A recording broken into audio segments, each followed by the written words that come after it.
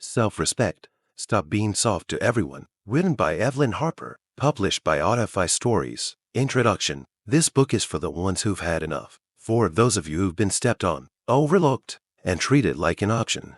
It's for anyone who's been told to be nice, don't make a fuss, and just go with the flow even when the flow has been dragging you in the wrong direction. This book is your permission slip to stop being soft and letting people walk all over you. It's for the ones who've been saying yes when they wanted to scream no, giving second chances when none were deserved, and settling for less because they thought it was all they could get. You don't need to justify, explain, or apologize for putting yourself first. This book will show you how to set firm boundaries, demand the respect you're owed, and stop lowering your standards just to fit in. If you've ever felt like you've been living for everyone else but yourself, then this book is your call to action. It's time to reclaim your self-respect, stop being soft, and start living for yourself. After all, no one is going to do it for you. Chapter 1. Set boundaries or get walked over. No one will do it if you don't put yourself first. Harsh, right? But it's the truth. People will take from you as much as you allow them to. If you keep saying yes, letting things slide, or ignoring your needs, you're handing out invitations to be walked all over. You deserve better. But here's the catch. You have to be the one to demand it. Put yourself first. No one's gonna do it for you. Think about it this way. You're living your life. So why wouldn't you be the top priority? If you're constantly putting other people first, what's left for you? Very little. You start to lose yourself when you continuously sacrifice your time, energy, and happiness for others. That's when resentment creeps in. You get angry at people for not appreciating what you've done. But the truth is, you never asked them to. Putting yourself first isn't selfish. It's necessary. You must take care of yourself before you can help anyone else. If you're constantly running on empty, you're not giving anyone the best version of you. Being there for people is essential, but it's not more important than being there for yourself. Ask yourself this: what do I need right now? Do you need rest? Time alone? Someone to actually listen to you for once? Whatever it is, give yourself permission to have it, and don't apologize for it. If you're waiting for someone else to give you permission to put yourself first, you'll be waiting forever. Know when someone's stepping on your toes. You've been there before. Someone crosses a line. It's subtle or glaringly obvious, but instead of saying something, you let it slide. You may not want to start drama, or you may convince yourself it's not a big deal. But here's the problem. If you keep letting people step on your toes, they will eventually trample all over you. The first step to setting boundaries is knowing when they've been crossed. That means being honest with yourself about what makes you uncomfortable. Maybe a friend keeps borrowing money and never paying you back. Your boss dumps extra work on your plate without asking. Or maybe someone makes a joke that cuts a little too deep. It's easy to brush these things off, but doing that only tells people it's okay to keep doing them. You teach people how to treat you whenever you don't stand up for yourself. So ask yourself, when is enough enough? At what point do you stop tolerating disrespect? The answer is simple: the moment it starts. That's your signal. When you feel that twinge of discomfort or annoyance, you must stop and ask yourself, am I okay with this? If the answer is no, then it's time to speak up. Speak up or stay stepped on. Speaking up is challenging, especially if you're used to keeping quiet. But if you don't advocate for yourself, who will? If you stay silent, you're choosing to be stepped on. You might worry that speaking up will make you seem rude or confrontational, but there's a way to assert yourself without being mean. It's all about being transparent, direct, and calm. You don't need to raise your voice or get angry. You just need to say what needs to be said. Try something like this: hey, I'm not okay with what just happened, and I need to talk about it. Or, I don't appreciate when you do insurrection. It's making me uncomfortable, and I need it to stop. You don't have to explain yourself endlessly. In fact, the less you explain, the better. When you start justifying why something bothers you, you're opening the door for the other person to argue. Keep it short and to the point. You don't owe anyone an explanation for why you need respect. Your boundaries don't leave home without them. Setting boundaries is like locking your front door at night. You wouldn't leave your house open for anyone to walk in, right? So, why leave yourself emotionally wide open for people to trample over? Your boundaries are your protection. They keep you safe, emotionally and mentally. Boundaries can be as simple as saying, no, I don't have time for that today, or I need some space to recharge. It's about creating limits that prevent people from draining your energy or disrespecting you. If you're always available, giving, and saying yes, then you're teaching people that they don't need to respect your time or needs. And if you're waiting for them to magically figure it out, you're setting yourself up for disappointment. Here's the deal. People are fine readers. They're going to know what your boundaries are if you tell them. That's why being upfront about what you will and won't tolerate is essential. Be clear, be firm, and don't back down. You don't need to be rude, but you do need to be direct. Your boundaries are non-negotiable, and they're not up for discussion. The moment you start bending them to make other people comfortable, you lose sight of why you set them in the first place. Adjust your boundaries over time. Here's the thing about boundaries. They're not set in stone. Boundaries can and should evolve over time. What works for you now might not work for you in a year, and that's okay. As you grow and change, your boundaries should, too. Maybe you were once okay with working late every night, but now you're not. Or you used to tolerate a specific type of behavior from a friend, but now it bothers you. That's not being fickle or inconsistent tides growth. It's essential to regularly check in with yourself and ask, are my boundaries still serving me? If they're not, it's time to make some adjustments. You may need to set new boundaries or reinforce the ones you already have. Either way, you're in control. Don't be afraid to tell people that your boundaries have changed.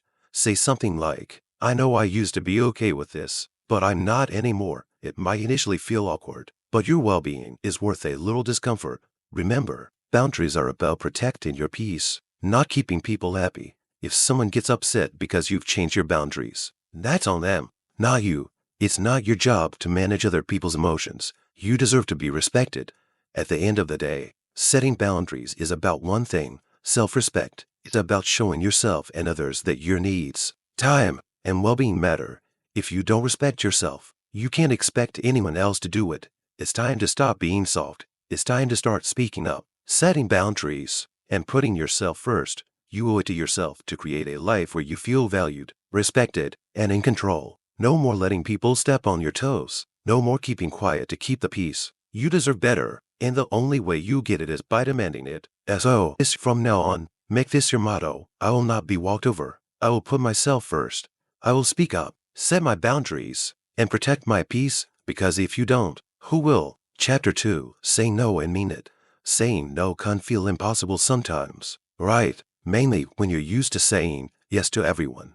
But here's the hard truth. If you never say no, you give away control of your life. People will keep asking for more, and you'll feel drained, unappreciated, and maybe even resentful. Saying no isn't about being mean, selfish, or demanding. It's about loving yourself enough to set limits and protect your peace. It's about putting your needs first because no one else will do it for you. No is the new yes. Loving yourself starts here. It might sound weird, but saying no is one of the best ways to show your self-love. Think about it. When you say no, you tell yourself your time and energy are valuable. You're giving yourself the space to rest, recharge, or do things that make you happy. Saying yes to everything might seem like the nice thing, but it's a fast track to burnout. When do you ever get to take care of yourself? If you're always giving, you can't pour from an empty cup. You must make no your new go-to response when something doesn't serve you. Saying no gives you freedom. It frees you from obligations that weigh you down and gives you more time to focus on what matters.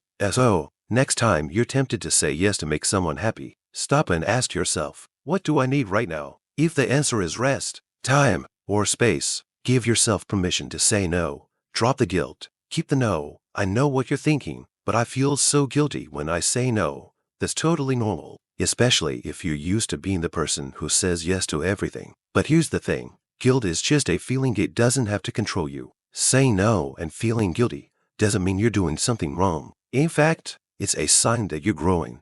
You're stepping out of your comfort zone and starting to put yourself first, and that's hard at first. But the more you do it, the easier it gets. Eventually, the guilt will fade, and you realize that saying no doesn't make you a bad person. It makes you a strong person, someone who values themselves and knows their limits. Here's a trick. Flip the script the next time you feel guilty about saying no. Instead of focusing on what the other person might think or feel, focus on how saying no benefits you. It could give you more time with your family, more time to rest, or more time to work on a personal goal, whatever it is. Remind yourself that your needs matter, too. And if the guilt still lingers, that's okay. Feel the guilt, but say no anyway. Always saying yes. If you're the kind of person who always says yes, you might not even realize the damage it's doing. Always saying yes means you're constantly putting other people's needs ahead of yours. It means you're stretching yourself to thin and neglecting your own well-being. Think about the last time you said yes to something you didn't want to do. How did it make you feel? probably stressed, overwhelmed, or even a little resentful. That's because every time you say yes when you really want to say no, you're betraying yourself. It's like you're saying, my needs don't matter, other people's needs are more important. And that couldn't be further from the truth. Here's the hard truth. If you keep saying yes to everything, you will end up exhausted and unhappy. You'll start to resent the very people you're trying to help because, deep down, you know you're giving too much. And here's the kicker. People will take as much as you're willing to give. If you never set limits, they'll keep asking for more. So it's up to you to decide when enough is enough. Start small. The next time someone asks you to do something, take a moment before you respond. Ask yourself, do I really want to do this? If the answer is no, then say no. It's that simple. You don't have to justify, explain, or feel guilty. Just say no and move on. Handling reactions. Okay, so now you're ready to start saying no. But what about the reactions? What if the other person gets upset, disappointed, or even angry? Here's the thing. Their reaction is not your responsibility. You can't control other people's feelings. And it's not your job to make everyone happy. If someone gets upset because you set a boundary, that's on them, not you. Remember, when you say no, you're not rejecting the person, you're rejecting the request. And that's perfectly okay. You have the right to protect your time, energy, and well-being. If someone can't respect that, that's their issue, not yours. Here's some tough love. You're not responsible for managing other people's emotions. If someone gets upset because you said no, that's their problem, not yours. In fact, if someone reacts badly to your no, it's a sign that they don't respect your boundaries in the first place. And that's all the more reason to stick to your guns. You might feel the urge to backtrack, to soften the no, or explain yourself further. Don't. Stay firm, be polite, but be clear, and don't let their reaction sway you. If you need help, try saying, I understand this might be disappointing, but I have to prioritize my time right now, or I'm sorry, but I can't take this on now. I hope you understand. You don't have to explain being that. You've said no, and that's enough. Let the other person process their feelings, and keep moving forward. The power of no. The word no might be small but incredibly powerful. Saying no is how you take back control of your life. It's how you set boundaries, protect your peace, and ensure that your time is spent on what truly matters. When you start saying no, you notice something unique happen. You feel lighter. You'll have more time and energy for the things you love. You'll stop feeling so drained and resentful. And most importantly, you'll start feeling more in control of your life. Saying no allows you to prioritize yourself, which you should never feel guilty about. Here's the bottom line. You don't owe anyone your time or energy. If something doesn't serve you, it's okay to say no. In fact, it's more than okay, it's necessary. No, it is a complete sentence. You don't have to explain it. You don't have to apologize for it. You don't have to justify it. You just have to say it and mean it. A few practical tips for say no. 1. Pause before you say yes when someone asks you for something. Take a moment to think before you respond. Take your time to say yes. Give yourself time to consider if it's something you really want to do. 2. Be clear and direct. When you say no, keep it simple. You don't have to give a long explanation. Just be polite but firm. For example, no, I can't help with that right now. Free. Offer an alternative if you want. If you feel comfortable, you can offer an alternative. For example, I can't help today, but I might be able to help next week. But remember, you're not obligated to do this. For practice. Saying no can feel awkward at first, but it gets easier with practice. Start with small things and work your way up to bigger ones. 5. Stick to your decision. Once you've said no, stick to it. Don't let guilt or pressure make you change your mind. Trust that you've made the right decision for yourself. Saying no isn't easy, especially if you're used to being a yes person, but it's one of the most important things you can do for your mental, emotional, and physical well-being. Saying no is how you reclaim your time and energy. It's how you set boundaries, protect your peace, and put yourself first. And it's how you start living on your own terms, not someone else's. So, the next time someone asks you to do something that doesn't align with your needs or priorities, remember this. It's okay to say no. You're not being mean, selfish, or rude. You're being smart, strong, and protective of your well-being. No is the new yes. Embrace it. Chapter 3. Own your time. Let's be honest. Your time is your most valuable resource. You can make more money, meet more people, or even learn new skills, but can't make more time. Once it's gone for good. So, why do so many of us waste it? Worse yet, why do we let other people waste it for us? The truth is, if you don't take control of your time, someone else will. You'll find yourself constantly pulled in different directions, doing things that don't matter to you and feeling completely drained. But it doesn't have to be that way. You can take back your time, starting with one simple mindset shift. Your time, your rules, your time, your rules. Think about this. When someone borrows your favorite shirt or your car, you expect them to treat it with care, right? The same should go for your time. Your time belongs to you. Only you can decide how to spend it. Don't let anyone else dictate how you use it. It's easy to get caught up in other people's expectations, whether helping out a friend, staying late at work, or running errands someone else could handle. But here's the thing. You're in control of your schedule. If something isn't serving you or helping you reach your goals, why are you doing it? You should always help people or make sacrifices. But you must be selective about where you spend your time. If you constantly give it away to others without caring for yourself, you'll feel exhausted, frustrated, and resentful. Remember, you come first. Make a rule for yourself now. If it doesn't align with my goals, my well-being, or what I truly value, it doesn't get my time. Simple, right? Stick to that rule, and you'll find that life feels much more balanced. Recognizing time wasters and energy drainers. We all have those things and people in our lives that seem to suck up our time without giving anything back. These are your time wasters and energy drainers, and they come in many forms. Maybe that one friend always needs something but never returns the favor. Or it's the endless social media scrolling that you promise will only take 5 minutes but turns into an hour. Whatever it is, it's stealing your time and leaving you with nothing in return. Here's a quick tip. Pay attention to how you feel after you spend time on something or with someone. If you feel drained, annoyed, or like you wasted an hour of your life, that's a big red flag.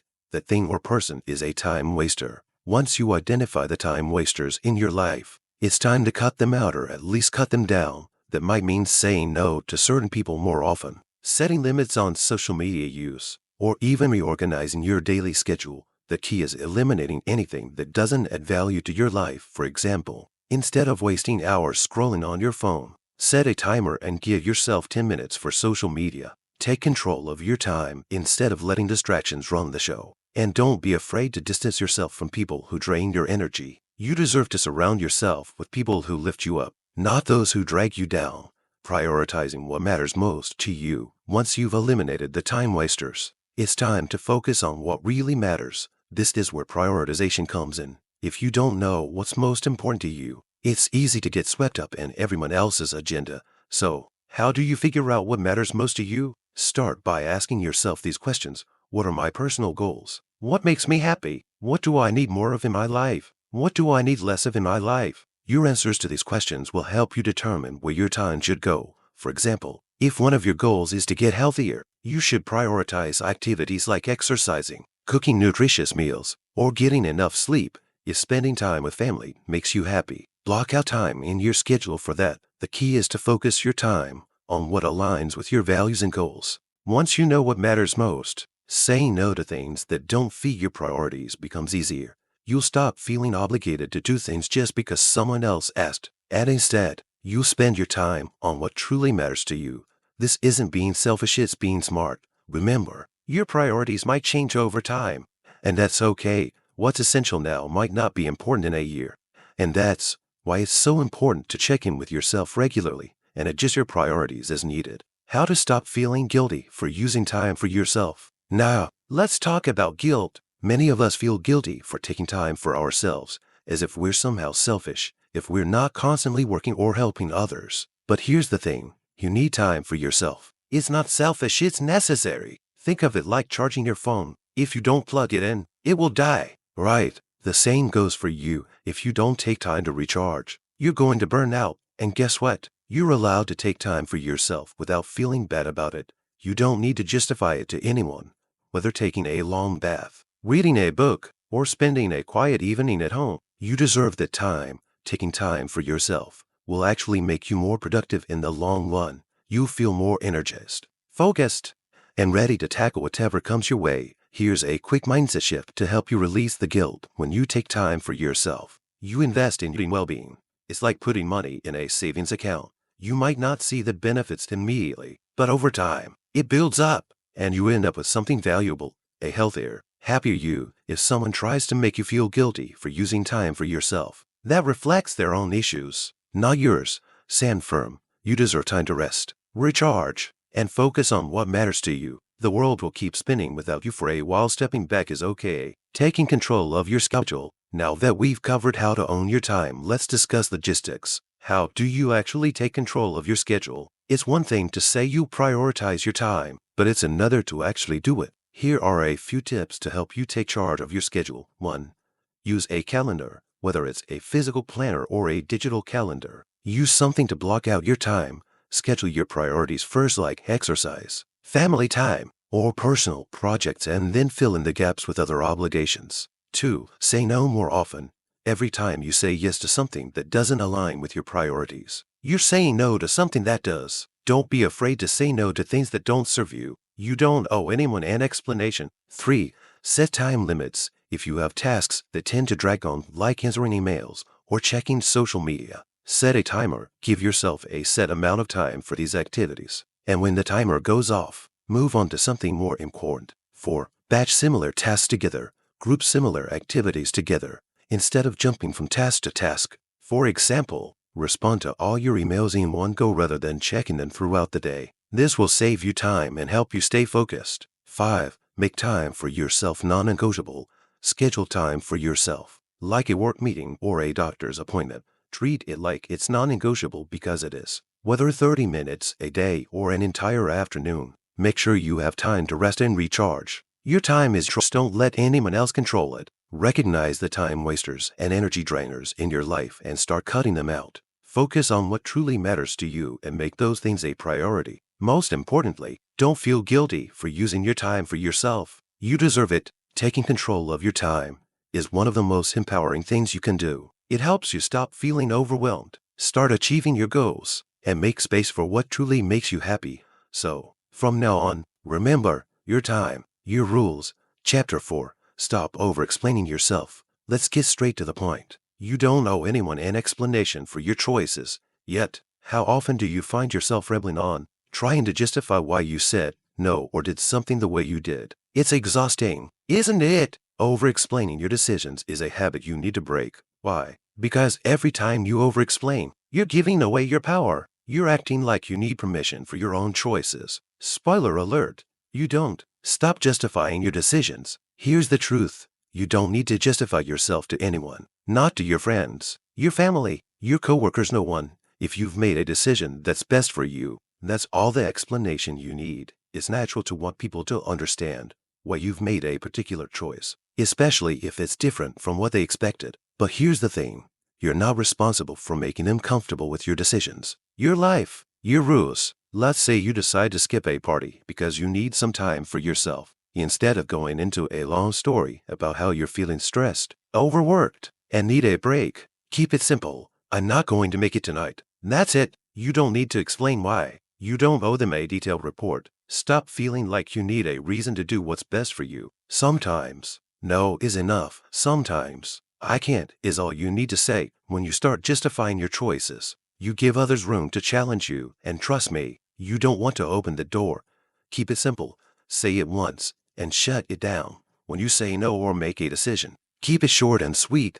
Say it once and move on. The more you talk, the more chances you give someone to argue, negotiate, or guilt trip you into changing your mind. For example, imagine someone asks you for a favor, but you're already swamped. Instead of saying, "I'm really sorry, but I've got so much on my plate right now, and I just don't have time. I wish I could help, but I really can't." Just say, "I'm sorry, I can't do that right now." That's it. If they push back, wait to start justifying why. Stick to your answer and move on. The more you explain, the more you feel like you owe them something. You don't. A clear, direct response shows confidence and leaves no room for argument. Here's another critical point. You don't need to apologize for making a decision. So many people respond with, "I'm sorry," but unless you've done something wrong, you don't need to say that. Your choices don't require an apology. Keep your answer short, to the point, and firm. It's not about being rude. Respecting yourself and your time. The more you practice this, the easier it will become. Trust me, people will start to respect your boundaries more when you're clear and firm. How to deal with people who demand explanations. We've all been there. Someone doesn't take your answer at face value and starts digging for more information. Why can't you come? What's the real reason? Are you sure you can't make time? It's frustrating when people demand explanations, but you don't owe them anything more than your original answer. Remember that you are not obligated to justify your choices just because someone else wants you to. So, how do you handle this pushy people? Stay calm, stay firm, and stick to your original answer. If someone asks for an explanation after you've already given your answer, try something like this. I've already said no, and that's my final decision. I don't need to explain my reasons to you. I've made my choice, and it's not up for discussion. Notice the pattern. Direct, and no over-explaining. Some people are going to push back, not because they don't understand your answer, but because they think they can change your mind. Don't let them. The more they push, the more you need to stand your ground. And here's something important. You don't need to respond to every question. Just because someone asks why doesn't mean you have to answer. Silence can be your best friend here. Sometimes, just not responding at all sends the strongest message. Why over-explaining hurts you, you might not realize it, but over-explaining can actually harm you in the long run. When you over-explain, you're training yourself to feel like your decisions aren't valid unless someone else approves them. You start to believe that you need other people's understanding to make your choices okay. But that's not true. Your decisions are valid just because you made them. You don't need anyone's approval or understanding to justify doing what's best for you. Plus, the more you over-explain, the more likely you will be second to guessed. You give people an opening to poke holes in your reasoning, to find ways to make you doubt yourself. Don't give them the chance. By keeping your explanation short and to the point, you're showing that you're confident in your decisions. You're setting the tone that your choices aren't up for debate. Why people expect explanations? So, why do people push for explanations in the first place? It's simple. People like control. When you make a decision that doesn't align with their wants, they feel like losing control of the situation. Asking for explanations is their way of getting some of the control back. But here's the thing. You're in control of your life, not them. You don't have to explain yourself to make someone feel better or more comfortable. Sometimes, people also ask for explanations because they're nosy. They want to know every little detail of why you made a choice. But guess what? Your life is your business. You don't have to share the details with anyone. The freedom in saying less. There's a tremendous freedom in saying less. When you stop over-explaining, you free yourself from the pressure of other people's opinions. You start making decisions for yourself, not for anyone else. And that's powerful. You'll also find that you start feeling more confident in your choices. When you know you don't have to justify yourself, you can make decisions faster, with more clarity, and without worrying about what other people will think. Plus, saying less saves you time and energy. Think of all the hours you've spent explaining your decisions to people. What could you have been doing with that time instead? By cutting out the over-explaining, you get that time and energy back. Practice makes perfect. Breaking the habit will only happen after you're used to over-explaining. It takes practice, but you'll get there. Start small. The next time someone asks for a favor and you can't or don't want to do it, give a short, direct answer. Don't apologize or explain, just state your decision and move on. It might initially feel uncomfortable, especially if you're used to filling in the silence with reasons and justifications. But the more you do it, the more natural it will become. Eventually, you'll find that people stop pushing you for explanations because they know your word is final. Here's the bottom line. You don't owe anyone an explanation for your choices. Your decisions are valid because they're yours. Over-explaining only weakens your position and makes you feel you need permission to live your life. You don't. Keep your answers short, direct, and firm. Say it once and shut it down. If someone pushes back, hold your ground. You don't need to justify yourself to anyone. The freedom you'll feel when you stop over-explaining is worth it. You'll feel more confident, in control, and at peace with your decisions. So, from now on, make this your rule. Say it once. Keep it simple and don't feel the need to explain yourself, because you don't owe anyone an explanation. Period. Chapter 5. Demand what you deserve. If there's one thing you need to know and believe in your heart, it's this. You are not a discount item. You are valuable and worthy and deserve to be treated with respect by everyone in every situation. But here's the catch. People will undervalue you if you don't know your worth or demand what you deserve. And trust me, they'll take advantage of that. Knowing your worth is the foundation of self-respect. It's about understanding what you bring and not settling for less than you deserve. Once you know your worth, you can ask for it, whether in relationships, at work, or even how you spend your time. So, let's dive in.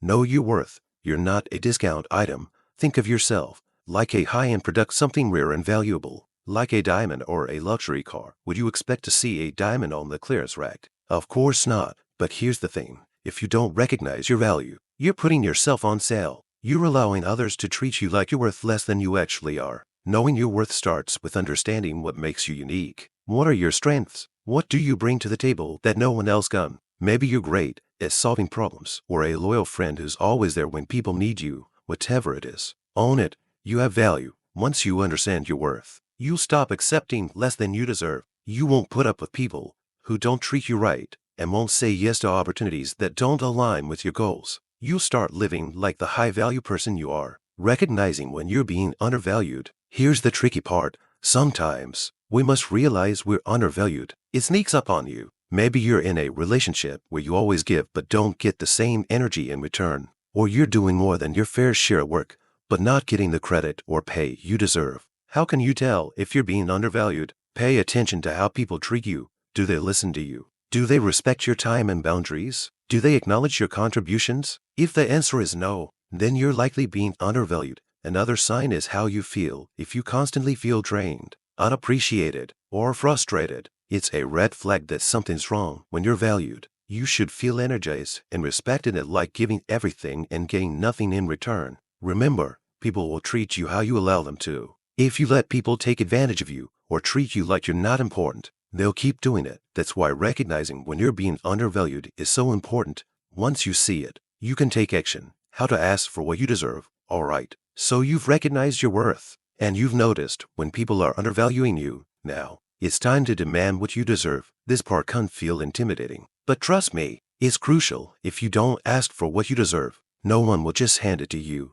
The first step is getting clear on what exactly you want, whether it's more respect in a relationship, a raise at work, or more time for yourself. You must be specific about your request. If you don't know what you want, how can anyone else? For example, if you're asking for a raise, don't just say, "I think I deserve more." Instead, say, "I've been taking on more responsibility, and my performance has consistently exceeded expectations. I believe a raise of specific amount is fair compensation for my contributions." Being transparent and direct shows that you mean business. Don't beat around the bush or soften your request for what you deserve, and be confident about it. Remember, you're not asking for a favor. You're asking for what you've earned. Standing firm when you face pushback. Here's the tricky part. Sometimes people won't immediately give you what you deserve. Maybe they'll push back, argue, or try to make you feel like you're asking for too much. This is where a lot of people back down, but not you. You're going to stand firm. When you face pushback, don't second to guess yourself. You deserve to stand by your request if you've done the work and know your value.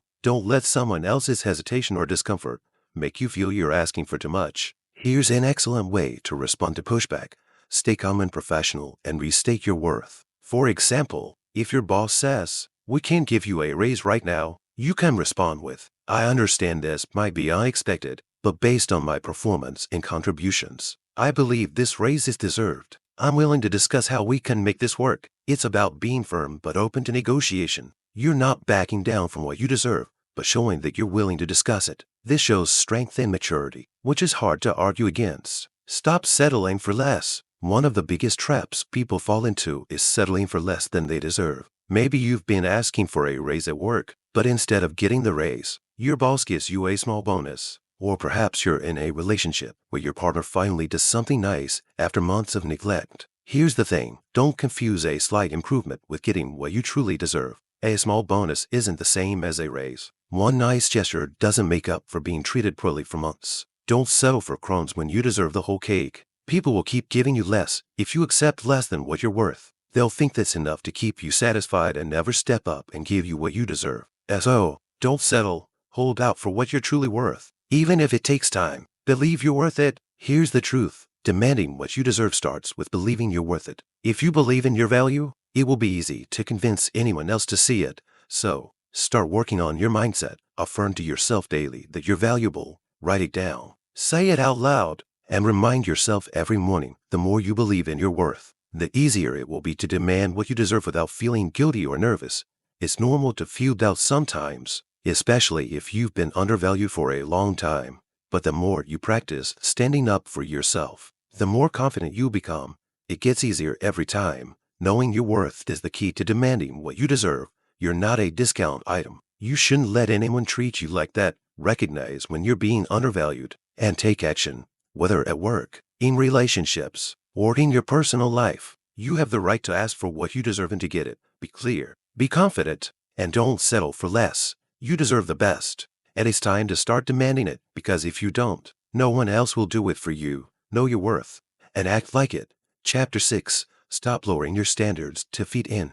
Let's face it, it's easy to lower your standards. Maybe you want to fit in, avoid conflict, or make life easier. But here's the thing: lowering your standards costs more than you think. Every time you settle for less, you're telling yourself and others that you're okay with being treated as less than. Spoiler alert, you're not. This chapter is all about stopping the cycle of settling for less and, instead, setting and sticking to higher standards. You deserve the best in relationships, friendships, or your personal life, and it's time to start acting like it. Compromising your values costs more than you think. You pay a price every time you compromise on something important to you: your values, time, and self-respect. And that price, it's your peace of mind, your confidence, and your happiness. Think of your values as the foundation of a house. If you start chipping away at the foundation, letting people treat you poorly, accepting less than you deserve, eventually, that house will fall apart. It might not happen overnight, but little by little, those cracks will start showing.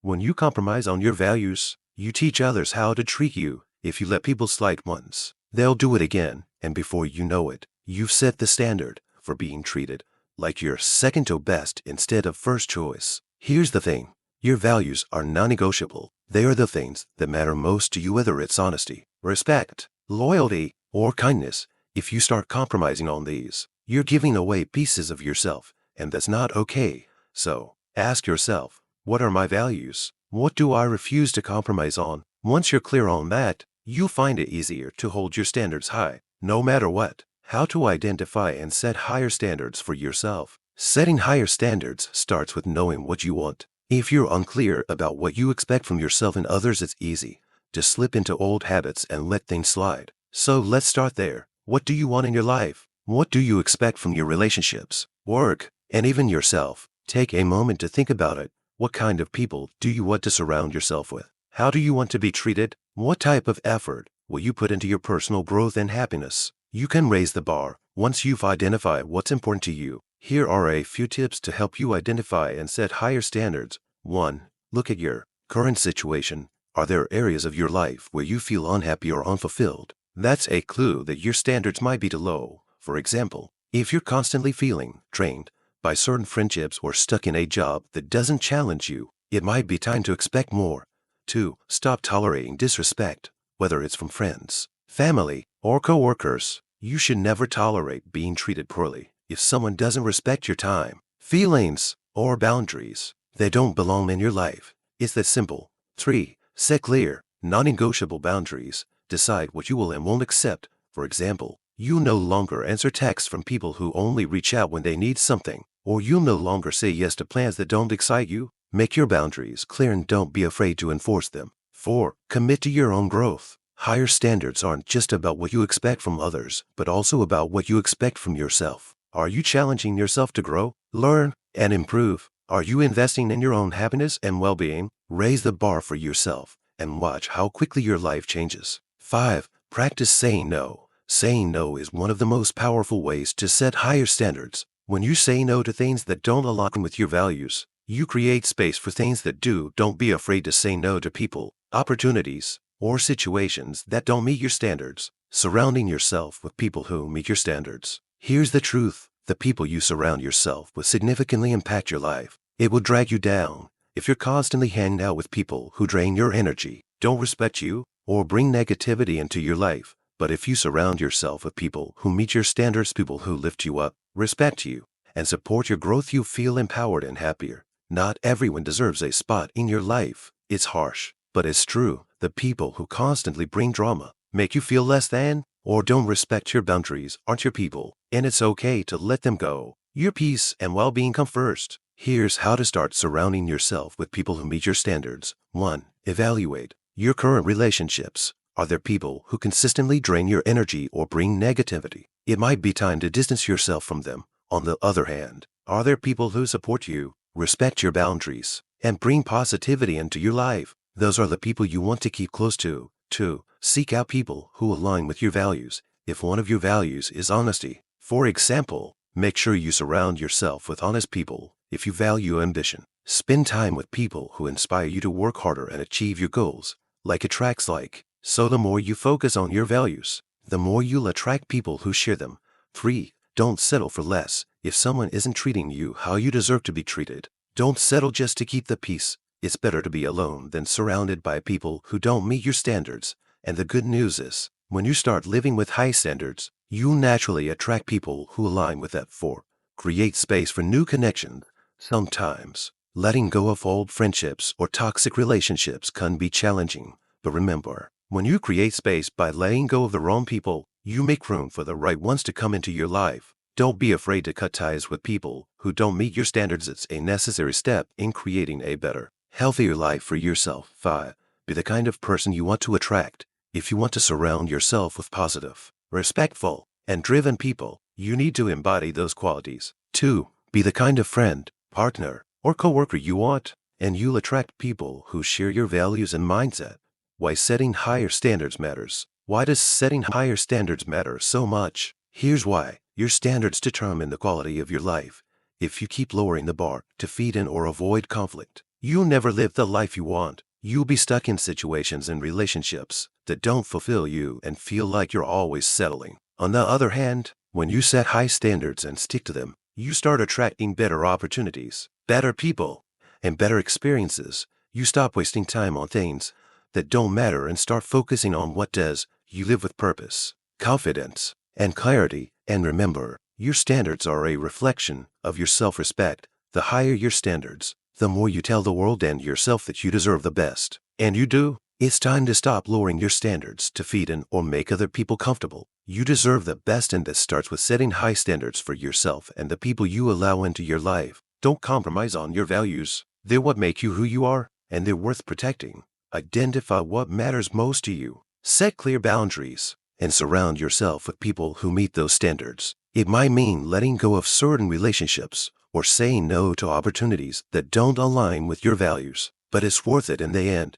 Because here's the truth. When you raise your standards, you raise the quality of your life. So stop settling for less and start demanding more. You're worth it. Chapter 7. You don't need their approval. Let's start with the hard truth. You don't need anyone's approval to live your life. Not your friends, not your family, not society, nobody. Yet, we spend so much time chasing after validation, trying to get others to say, yes, you're doing the right thing. But here's the kicker. You already know what's right for you. You don't need someone else to tell you. If you wait for other people's approval, you'll live their version of your life, not your own. And that's no way to live. This chapter is about stopping the chase for validation, building your self-esteem from within, and realizing that you are enough just as you are. You learn how to value your own opinion. Stop caring so much about what others think, and embrace rejection as part of growth. Let's dive in. Stop chasing validation. You're not a puppy. You know how puppies get excited when they do something good and look up to you for approval. You're not a puppy, but sometimes we act like one, don't we? We do things, then wait for someone else to pat us on the back and say, good job. It feels good, sure, but it's not sustainable. Chasing validation is exhausting. And here's why. No matter how much approval you get, it's never enough. There will always be someone who disapproves of what you're doing. You may have a family member who thinks you should have taken a different career path, or a friend who questions your decisions. If you rely on their approval to feel good about yourself, you're setting yourself up for disappointment. Here's the thing. Validation from others is temporary. It's like a sugar high. It feels great for a moment, but then you crash. You need internal validation, which comes from within and doesn't fade when someone else disagrees with you. You don't need to prove yourself to anyone. You don't need to earn love, respect, or admiration. You are enough just as you are. The moment you stop chasing other people's approval is the moment you take back control of your life. Value your own opinion. You're smarter than you think. Here's a question. Why is it so easy to value other people's opinions more than our own? We'll decide and feel good about it, and then one person comes along and says, are you sure about that? Suddenly, we're doubting ourselves, second to guessing everything. Why do we let other people's opinions carry more weight than our own? The truth is, you're smarter than you think. You've been living your life, making decisions, Learning from your mistakes, you know what's best for you. Sure, it's okay to get advice from people you trust, but at the end of the day, you have to live with your decisions, not them. Start trusting yourself. Your opinion matters, and you're more than capable of figuring things out on your own. When you value your opinion, you stop needing to explain yourself to everyone. You stop seeking validation because you already know you've made the right choice. The next time you decide, remind yourself, I trust myself. I know what I'm doing. Keep repeating it until it sticks because you are your life expert. Building self-esteem without external validation. Here's the problem with relying on others to make you feel good about yourself. It's a roller coaster. 1 minute, someone's complimenting you, and you're on top of the world. The next minute, someone criticizes you, and you're in the dumps. It's a constant up and down, and it's exhausting. Genuine self-esteem comes from within. It's about knowing your worth, regardless of what anyone else says or thinks. So, how do you build self-esteem that doesn't rely on others? It starts with how you talk to yourself. Think about it. Would you say the things you say to yourself to your best friend? If not, it's time to change your inner dialogue. Instead of criticizing yourself for every little mistake, start recognizing your strengths. Celebrate your successes, no matter how small. Be your own biggest supporter. Here's a trick. Write down 3 things you're proud of daily. It could be something big, like finishing a project, or something small, like making it through the day without losing your cool. Over time, this simple practice will help you see just how much you're capable of, and you'll stop needing other people to tell you how great you are. Remember, you are more than enough. You don't need anyone else's approval to feel good about yourself. Your self-worth comes from within. Stop being a people pleaser. It's exhausting. Let's be real. Being a people pleaser is exhausting. It's like juggling 1,000 things simultaneously, ensuring everyone around you is happy, even if it means sacrificing your needs. But here's the thing.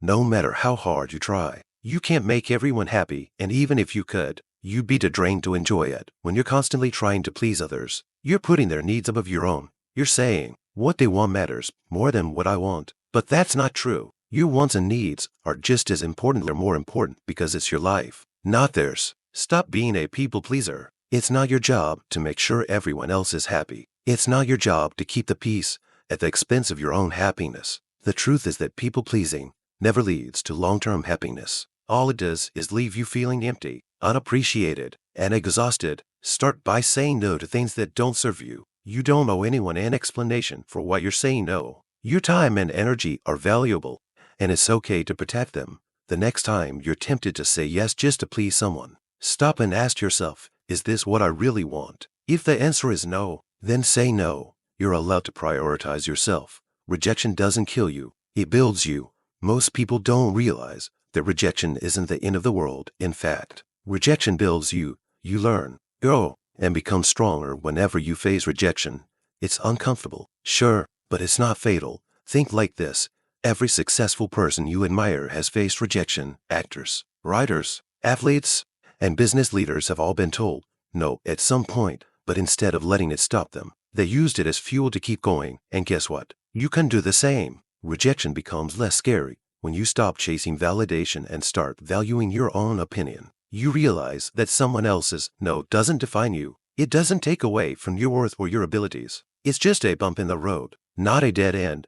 So the next time you face rejection, remember this. Rejection doesn't kill you. It builds you. It's just another step in your journey, not the end of the line. Stop comparing yourself to others. We all fall into the trap of comparing ourselves to others. It's easy to look at someone else's life and think, why aren't I as successful as them? Or why don't I have what they have? But here's the thing. Comparison is the thief of joy. You'll never feel good enough when you're constantly comparing yourself to others. There will always be someone who seems to have more, do more, or be more than you. But guess what? Their journey isn't your journey.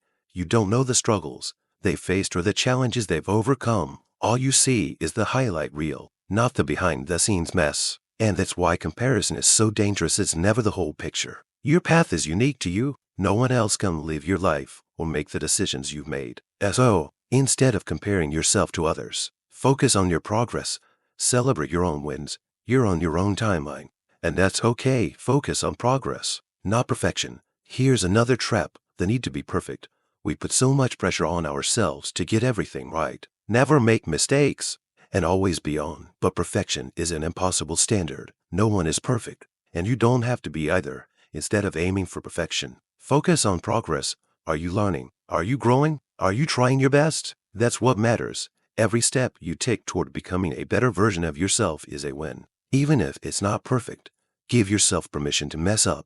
Mistakes are part of the process. They're how you learn, grow, and build resilience. The next time you find yourself stressing over something not being perfect, remind yourself, progress, not perfection. You are enough, just as you are. The most important thing you need to take away from this chapter is that you are enough, just as you are. You don't need to prove yourself to anyone. You don't need to earn validation or approval. You are enough simply because you exist. It's time to stop looking for external validation and start finding it within yourself. Trust your own judgment, value your own opinion, and know that you are capable, worthy, and deserving of all the good things life has to offer. You don't need anyone else's approval to live your life. The only approval you need is your own. Here's the bottom line. You don't need their approval. You don't need anyone else's validation to know you're enough. Stop chasing validation like a puppy waiting for a pat on the head. You're smarter than you think, and your opinion matters more than anyone else's. Build your self-esteem from within, not from the fleeting compliments of others. Stop trying to please everyone. It's exhausting and never ends well. Rejection doesn't define you, it strengthens you. And comparing yourself to others will only steal your joy. At the end of the day, you are enough, just as you are. You don't need to change yourself or seek approval to live a life that makes you happy. You are worthy and valuable, and you don't need anyone else to tell you that. So stop chasing validation. Start trusting yourself, because you've got this. Chapter 8. Not everyone deserves a second chance. Let's start with the truth. Only some deserve a second chance. It's natural to want to forgive people, especially those close to you. But here's the thing. When someone breaks your trust, you are not obligated to let them back into your life. Second chances aren't automatic. They have to be earned. This chapter is all about why you shouldn't feel guilty for cutting people off when they've crossed the line. We will talk about the emotional toll of giving too many chances, why boundaries are crucial after betrayal, how to spot fake apologies, and when to trust your instincts and walk away for good. Let's dive in. The emotional cost of giving too many chances. We've all been there. Someone hurts us, and we give them another chance, and then maybe another, and another. Before you know it, you're stuck in a cycle where you keep forgiving, but nothing changes. You keep hoping they'll do better, but they don't, and it leaves you feeling frustrated, drained, and, let's be honest, a little foolish. Here's the hard truth. Every time you give someone another chance, you pay a price emotionally. You're giving up a little bit of your peace, self-respect, and emotional well-being.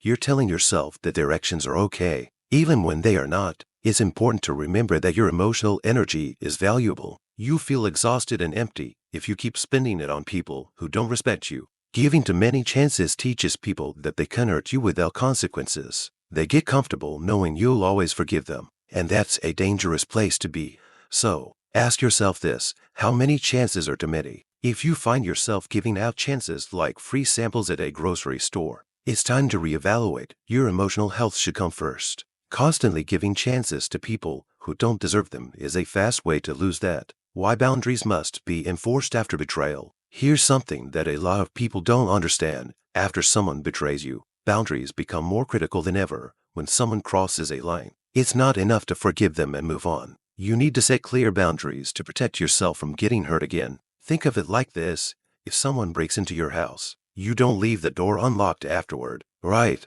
You reinforce the locks, maybe even install an alarm system. You do what you can to prevent it from happening again. The same goes for emotional boundaries. When someone betrays you, it's a sign that they didn't respect your boundaries in the first place. So what do? You enforce new ones. They must respect those boundaries if they want to earn your trust back. Maybe that means giving you space, cutting down on contact, or proving through their actions, not just words, that they're willing to change. Here's the key. Don't be afraid to be firm with your boundaries. People who genuinely want to make things right will respect your limits. But if they push back, try to make you feel guilty, or ignore your boundaries altogether, that's a huge red flag. They don't deserve a second chance if they don't respect your boundaries.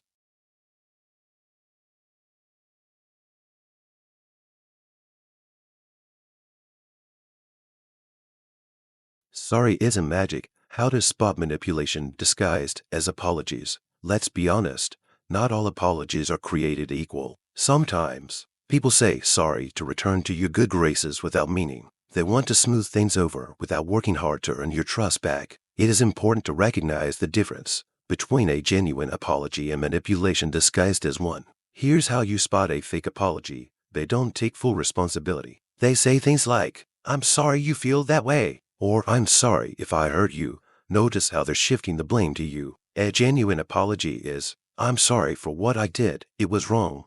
They focus on getting you to forgive them quickly instead of showing they've changed. They want you to forget about it and move on. They might say, "Can't we just return to how things were?" But if nothing has changed, why would you want to go back? They get defensive or make excuses. If they're apologizing but still justifying their actions, they're not really sorry. A genuine apology doesn't come with excuses. They want something in return. If their apology comes with strings attached like expecting you to immediately let them back into your life, that's a problem. A genuine apology isn't about getting something but making amends. Sorry, it isn't magic. Just because someone says the words doesn't mean they've changed or deserve a second chance. Actions speak louder than words. You have every right to walk away if their behavior doesn't match their apology, trusting your instincts when it's time to say goodbye. Here's the thing, you always know, deep down, when it's time to say goodbye to someone.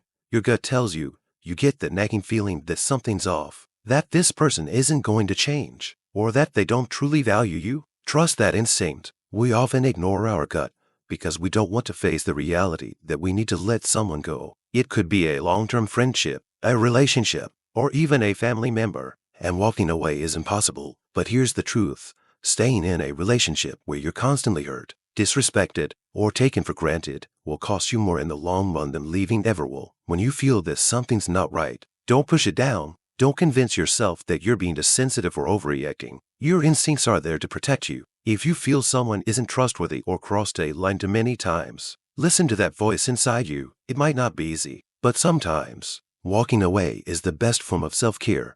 You're making space in your life for healthy relationships, people who will respect your boundaries, and experiences that don't leave you feeling drained and hurt. How to say goodbye and stick to it. Saying goodbye to someone who has hurt you isn't easy. It's tempting to give them one more chance or hope that things will somehow get better. But if you've already decided you're done, you must stick to your decision. Here's how to say goodbye in a way that's firm and final. Be clear and direct. Don't leave room for misinterpretation. Say something like, "I can't continue this relationship divided by friendship because it's unhealthy for me." Keep it simple. Don't get sucked into a debate. They might try to argue, plead, or guilt trip you into changing your mind. Stay strong. You don't owe them a lengthy explanation or a debate. Block, unfollow, and distance yourself if needed.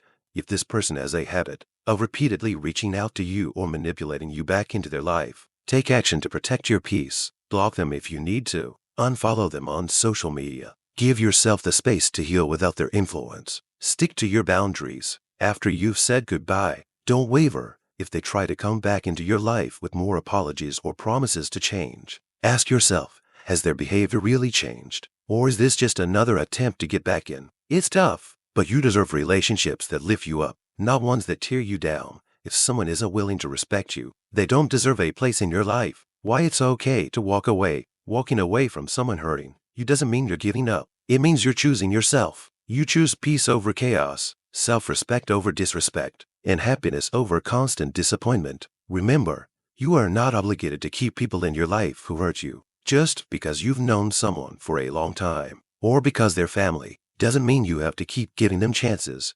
If they've repeatedly shown you that they don't value you, it's okay to walk away. In fact, it's necessary. Walking away isn't a weakness, it's a strength.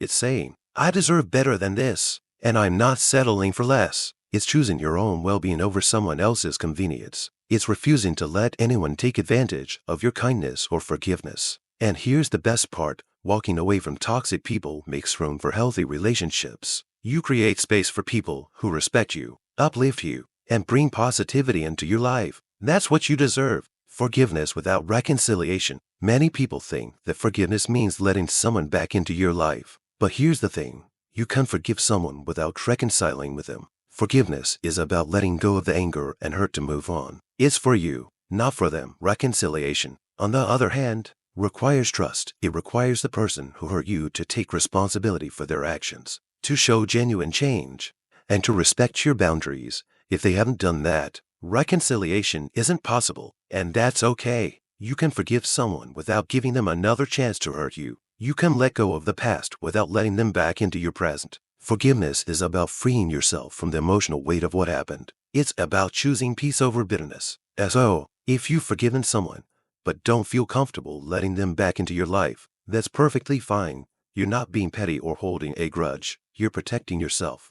And that's something to be proud of. Not everyone deserves a second chance. And that's okay. Your emotional well-being comes first. Giving too many chances only drains you and teaches people that they can't keep crossing your boundaries. Boundaries must be enforced after betrayal. They're there to protect you, not to make others comfortable. Don't fall for fake apologies or manipulation disguised as sorry. Actions speak louder than words. If someone isn't showing real change, they don't deserve your trust. Trust your instincts when they tell you it's time to say goodbye, and don't be afraid to walk away. Walking away isn't a weakness, it's a strength. Remember, you deserve relationships that build you up, not ones that tear you down. And sometimes, the most loving thing you can do for yourself is to say goodbye to people who don't respect you. So, from now on, make this your rule.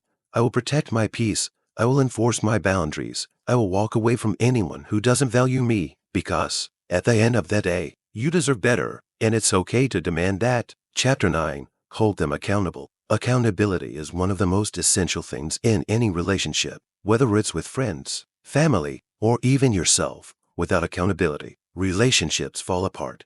It's the foundation of trust, respect, and growth. But here's the truth. Not everyone takes responsibility for their actions.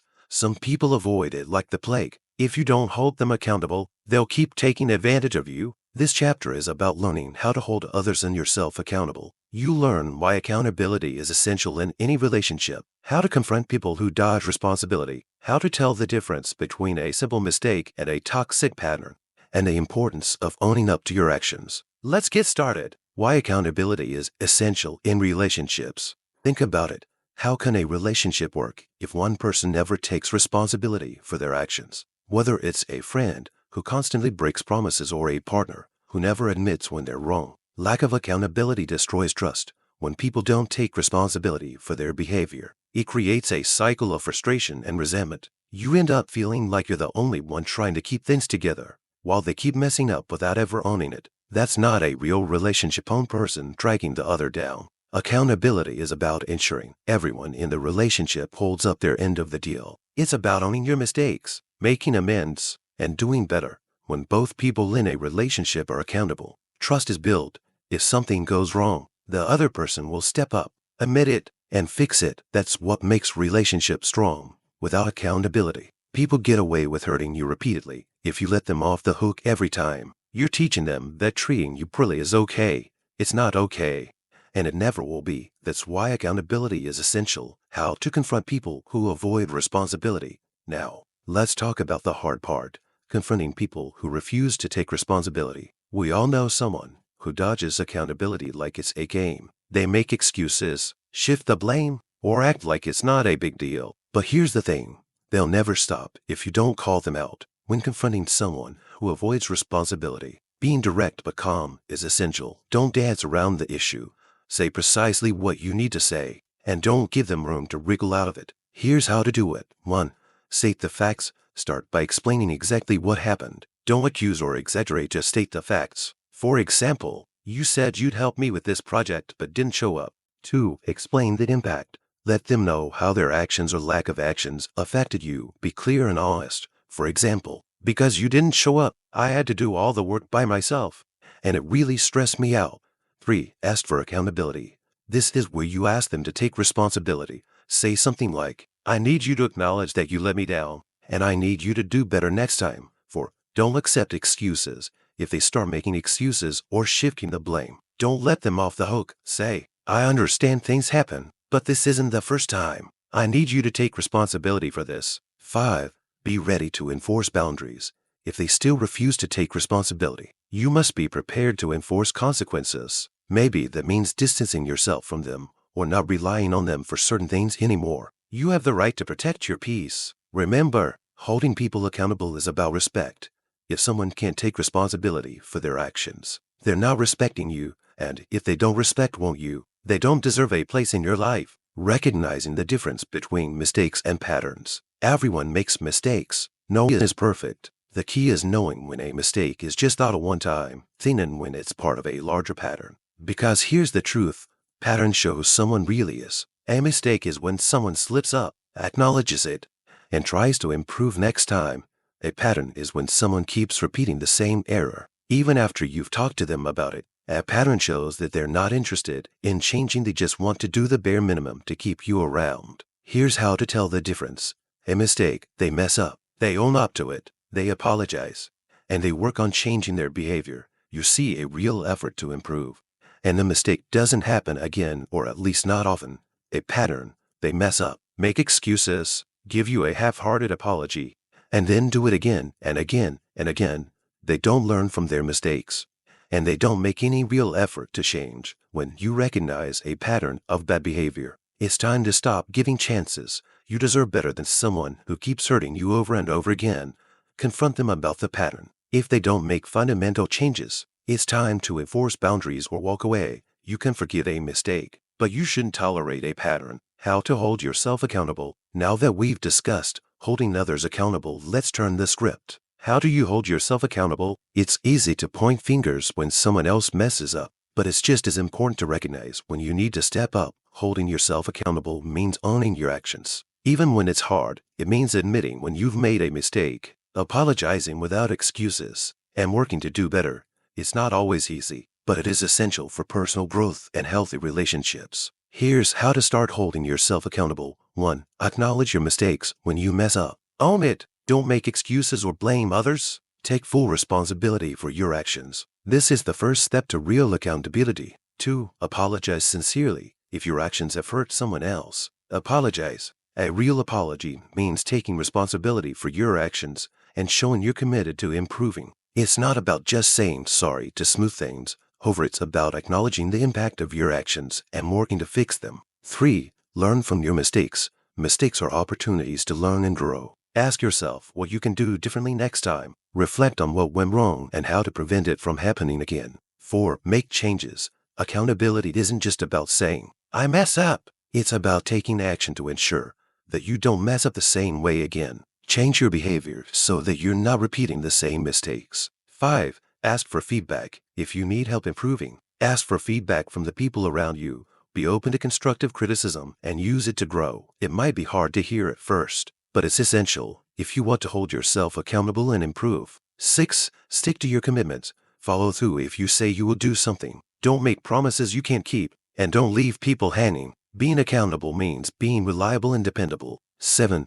Own your emotions. Part of accountability is recognizing that your emotions are your responsibility. No one else can make you feel a certain way. How you react to situations is up to you. Take ownership of your feelings and how you respond to them. By holding yourself accountable, you set a powerful example for the people around you. You show that accountability isn't just something you demand from others, it's something you expect from yourself too. And when you hold yourself to high standards, others will follow suit. Why accountability leads to stronger relationships. Here's the thing. Accountability builds trust. When you and the people in your life are accountable to each other, you create a foundation of respect and honesty. If someone makes a mistake, they'll own up to it and work to make things right, and that gives you the confidence to trust them.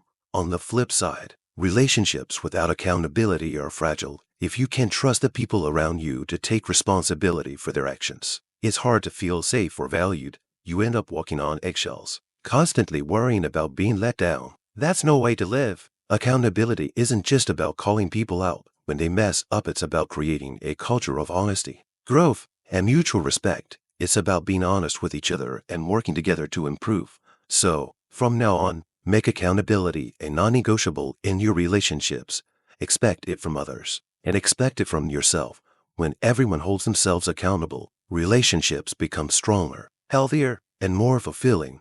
At the end of the day, accountability is about respect for yourself and others. It's about owning your actions, holding others to the same standard, and creating relationships built on trust and honesty. Confront people who avoid responsibility, and don't let them off the hook. Recognize the difference between mistakes and patterns, and stop tolerating repeated bad behavior. Hold yourself accountable. 2. And show the people around you that you're willing to grow, change, and take responsibility for your actions. When you prioritize accountability, you create stronger relationships and a better life for yourself Because at the end of the day, you deserve people who respect you enough to own their mistakes and work to do better. And most importantly, you deserve to hold yourself to the same standard. So, make accountability a habit because it's one of the most powerful tools for personal growth and meaningful relationships. Chapter 10. Stop accepting less. We all have moments when we look around and realize something. We're settling. Maybe it's in a job that doesn't challenge us, a relationship that drains us, or even how we treat ourselves. Settling feels easy, it's comfortable, but settling for less than you deserve will never bring you real happiness. In fact, it's a fast way to frustration and regret. This chapter is about recognizing when you're settling and learning how to set higher standards for your life. You deserve more than just okay or good enough. You deserve the best, and it's time to stop accepting less. We'll dive into why low expectations lead to low results, how to raise your standards, and why letting go of what doesn't serve you will make room for better things. Let's get started. Recognizing when you're settling in life. The first step to stopping the cycle of settling is recognizing when you're doing it. Sometimes, it's obvious you feel stuck in a job you hate or in a relationship that doesn't make you happy. Other times, it's more subtle, like when you keep tolerating bad behavior from a friend or putting off your goals because you're afraid of failure. So, how do you know when you're settling? Start by asking yourself these questions. Am I truly happy with where I am right now? Am I just going through the motions to avoid change? Do I constantly feel frustrated or drained by certain situations or people? Do I make excuses for not pursuing my dreams or taking action? Am I staying in a situation because it's comfortable, even though I know it's not what I want? If you answered yes to any of these questions, there's a good chance you're settling in some area of your life. And here's the truth. Settling feels safe, but it's holding you back. It's keeping you from reaching your full potential and living a life that genuinely excites you. The hard part about settling is that it can feel like you're making the smart choice by avoiding risk. But in reality, you're just avoiding growth. When you stay in situations that don't challenge or make you happy, you're closing yourself to opportunities that could bring you real fulfillment. Low expectations equal low results. Don't do it. Here's the thing about expectations. They set the tone for what you allow in your life. If you expect little from yourself and others, that's precisely what you get. Low expectations lead to low results, and low results lead to a life that's, well, just plain mediocre. Think about it. If you walk into a job interview or a relationship expecting to get less than what you deserve, you'll settle for whatever you're offered. You won't push for better opportunities or demand more respect because, deep down, you don't believe you're worth it. But you are worth it always. The problem with low expectations is that they become a cycle. The more you accept less, the more your confidence takes a hit. You start to believe that this is all you're capable of achieving. It's a lie. You are capable of so much more than you give yourself credit for. But if you keep setting the bar low, you'll never reach your potential.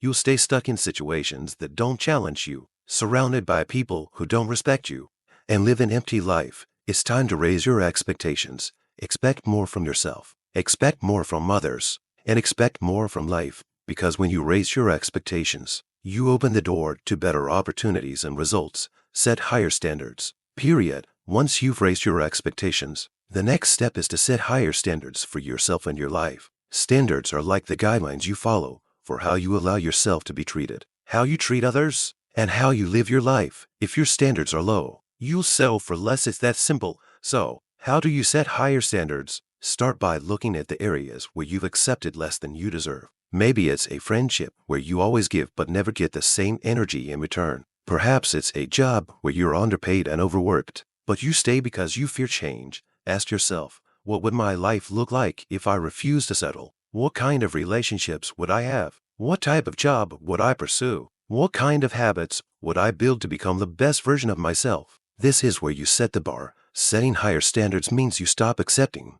disrespect from others, whether it's friends, family, or co-workers, mediocrity in your work or personal life, excuses for why you're not going after what you truly want, bad habits that hold you back from becoming your best self. When you set higher standards, you tell the world and yourself that you deserve more. You deserve respect, happiness, fulfillment, and success. And here's the thing, you have to enforce those standards. It's one thing to say you want better, but it's another to hold yourself and others to those expectations. No more settling. Let go of the trash and watch the treasure come in. Here's the truth. You can't bring good things into your life if you're holding on to what's weighing you down. It's like trying to carry a bag full of garbage while expecting to pick up gold along the way. You have to let go of the trash first. What do I mean by trash? It's anything or anyone that no longer serves you. This could be toxic relationships drain your energy and make you feel bad about yourself. A dead-end job that you've outgrown but stay in because it feels safe. Negative self-talk that keeps you from believing you're capable of more. Old habits that hold you back from reaching your potential. Letting go of the trash isn't always easy. Sometimes the trash feels comfortable because it's familiar. But here's the thing.